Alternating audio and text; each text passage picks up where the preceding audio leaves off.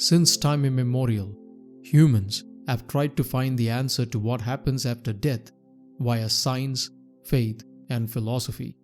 The Chandogya Upanishad, an ancient Vedantic text, explains what happens to the soul after death in an interesting and mysterious way. These teachings are encapsulated in what the Upanishad calls the Panchagni Vidhya, the knowledge of the five fires.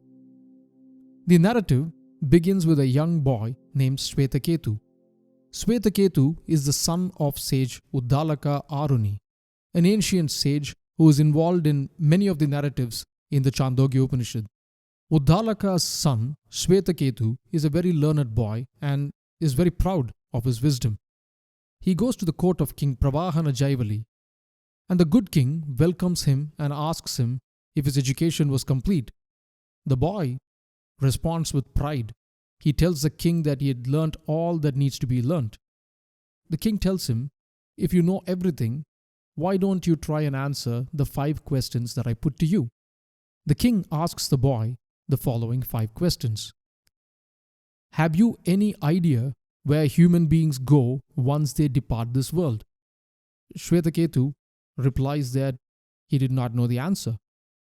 The king then asks the second question, which is, do you know how they come back to be reborn in this world? Svetaketu again responds saying that he did not know the answer. As the next question, the king asks Svetaketu, have you any idea of the paths along which a soul, a departed soul, ascends?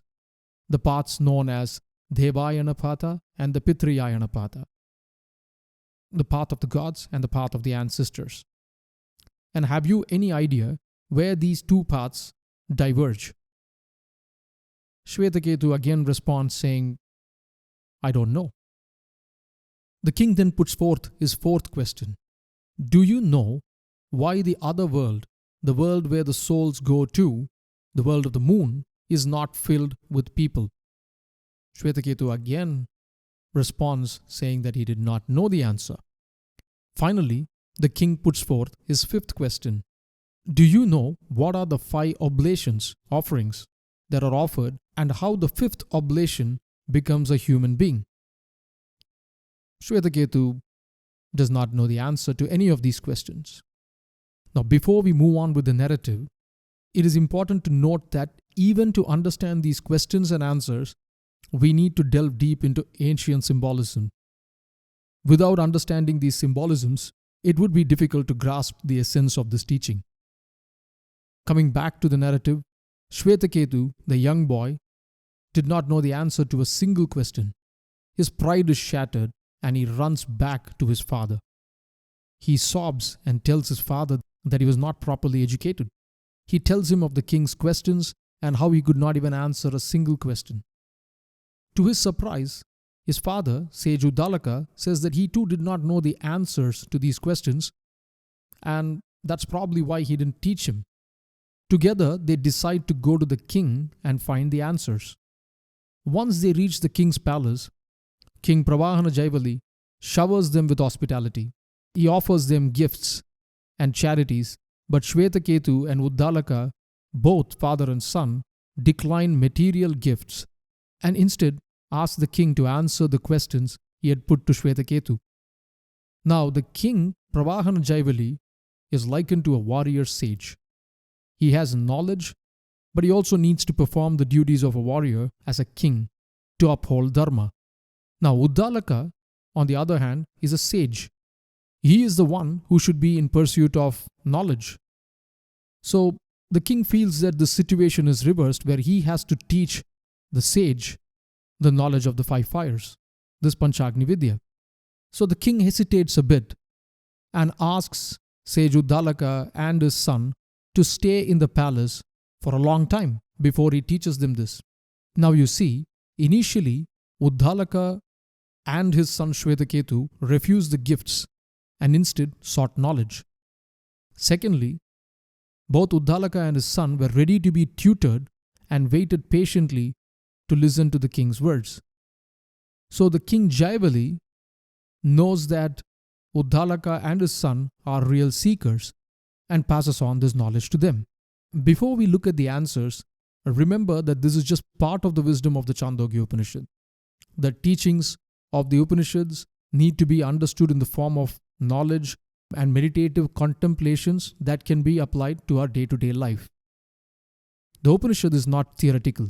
It also details practices that guide us towards spiritual progression. The Chandogya Upanishad calls these Vidyas. The king answers the last question of how the fifth offering becomes a human first. The king talks about the 5 symbolic fires of sacrifice and how the offering into one sacrifice yields a result that is offered onto another. He starts off with his answer. He says, the higher realms is the sacrificial fire, the sun, its fuel, the rays of smoke, the day is the flame, the moon is the embers, and the stars are the sparks. The gods, small g, offer faith as a token of respect to the fire of the higher realms, and out of that oblation appears Somoraja. Even the first part of this answer is very cryptic. We need to understand the meaning of the word sacrifice, yajna, and what the word Somoraja, which can be translated as King Moon, actually implies. The Upanishad states that everything is connected. Everything is part of the same infinite consciousness, the Brahman. Our thoughts and actions influence the entire world and the universe. This world experience is a sacrifice, a yajna, into which our actions are an offering. Every thought and action of ours produce a reaction in the universe. So every action contributes to the experience of the infinite consciousness, and every action, in fact, is an offering into this sacrifice of life. The Upanishad states that the actions of all beings cause subtle forces that contribute to the manifestation of natural phenomena, and birth is a part of this natural phenomena. These subtle forces start from the highest realms of existence. These subtler planes of existence actually refer to the higher realms of consciousness. So who are the gods performing the oblation? The gods actually refer to the performer of the sacrifice, the yajna, the person whose actions are going to result in these subtle forces. Again, these performers can be across the various planes of existence. As we are part of the infinite absolute, each of us is involved in this yajna of existence. If our actions are in accordance with dharma, righteousness, our actions are in harmony with the universe, it causes good karma. And this is not restricted to actions just here, but across all levels of the universe. If this karma is good, the next transformation, the transformation of these actions, yields the Somoraja. Here is the next mystery. What is Somoraja? The word Somoraja is often translated to mean the king moon. But Soma oftentimes is also the nectarine food of the gods. It's a very mysterious word, and we need to understand the context in which it's being used. Later, in fact, the book states that the departed souls stay for a period at the moon, becoming food for gods. Gods with a small g. And this referred to the celestial beings that are on a higher plane of existence according to the ancient texts. I'll be making a more detailed video on this mystery of Soma, the souls becoming food for the gods, and so on. But what is the text trying to tell us here? In this context, the Upanishad states that Somoraja is a subtle cloud-like body that the self, the soul, gains in the higher realms. This subtle body is a result of the actions that are performed, the karma, when living. We've not yet gone into the details of the journey of the soul after death. We're just talking about what are the forces that are involved in the creation of a life. For now, assume that the self, the jiva, a part of the infinite consciousness, gains a subtle body that is called the Somoraja. The next step of descent, the next fire, is rain.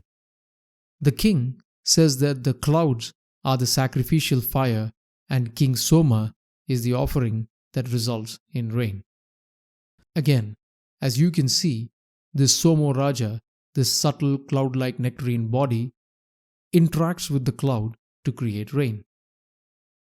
Now, this is a little bit hard for us to imagine, but across cultures, it is said that rain after a person dies is usually an indication of the good nature of the soul.